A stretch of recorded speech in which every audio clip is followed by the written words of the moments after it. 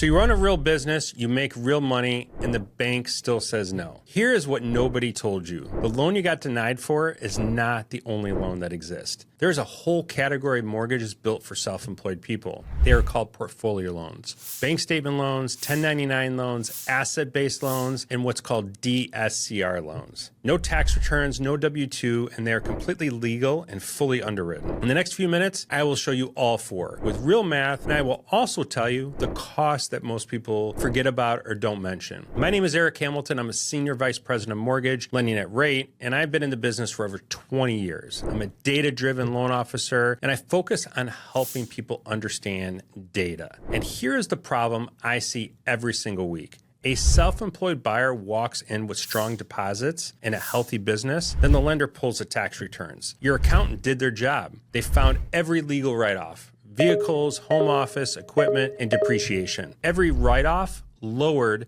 what you pay in taxes, and that is good. But every write-off also lowered your income on paper. And a traditional mortgage only reads what you paid taxes on. So the system looks at a business owner who deposits $40,000 a month and says you earn $70,000 a year, and they say you don't qualify. You did not fail. It's just the measuring stick that they are using failed. About 16 million Americans are self-employed right now, roughly 1 in 10 workers. The traditional mortgage system was not built for any of them. So banks built something else: loans that keep in their portfolio or they sell to investors instead of selling to Fannie Mae and Freddie Mac. That is why we call them portfolio loans. They have a different rule book, but the same house can be purchased with them. Here is option number one, the bank statement loan. Instead of tax returns, the lender reads 12 or 24 months of your actual bank statements. They look at what really flows into your accounts. Here's the math. Say your business deposits average $40,000 a month. The lender does not count all of it. They apply an expense factor because every business has cost. On business accounts, that factor is often around 50%. So $40,000 a month becomes $20,000 a month on qualifying income.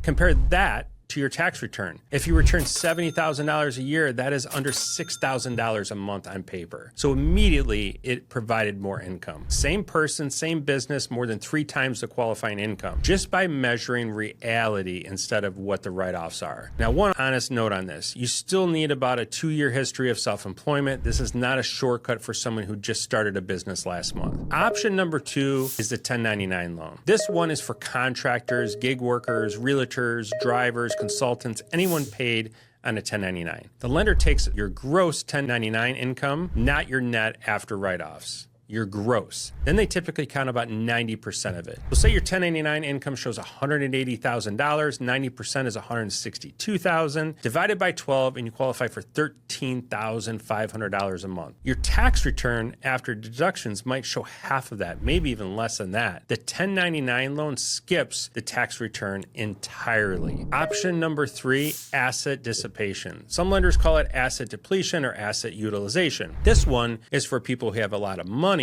but not a lot of income. Retirees, business sellers, investors, people living off savings. The lender adds up your eligible accounts, checking, savings, and brokerage, sometimes retirement accounts depending on your age. Then they divide by a set number of months. A common divider is 84 months. Say you have $840,000 in eligible assets, divide that by 84, and the lender treats you as you earn $10,000 a month. This is a significant amount of money that can be used to help you qualify for a home. No job required. Your money is your income. And here's why I call this calculation aggressive in a good way. Some conservative versions of the math spread your assets over 30 years. The portfolio version spreads them over 7. That can mean several times more qualifying income from the exact same accounts. That's why portfolio loans are so significant and so popular. It's about 20% of our business right now. Option number 4 is the DSCR loan. That stands for Debt Service Coverage Ratio. This one is for rental properties, not the home you live in. And that matters, so I will say it again. DSCR is for investment properties only. The lender does not look at your income at all. They look at the property. The math is the one division problem. Take the monthly rent, divide it by the full monthly payment, including taxes, insurance, and any HOA. Rent of $2,400, a payment of $2,000, that is a ratio of 1.20. The property pays for itself, so you qualify. Most lenders want that number at 1.0 or higher. Some will go lower with a bigger down payment and a higher rate. No pay stubs, no tax returns, no personal income math. If you've been denied for a rental purchase because of your tax returns, this is the loan and the denial letter that never gets mentioned. Now, here's the part most videos leave out, the trade-offs. Because these loans are not free lunch, you deserve the whole truth. First, the rate. Portfolio loans usually run about a half point to a quarter point higher than a conventional rate. This week, the average 30-year fixed conventional rate is around 6.43% per Freddie Mac, so expect a portfolio loan to price above that. Second, the down payment. Plan on it at least 15 to 20% down. Zero down does not exist here. Third, reserves. Most programs want to see 3 to 12 months of payments sitting in a bank after closing.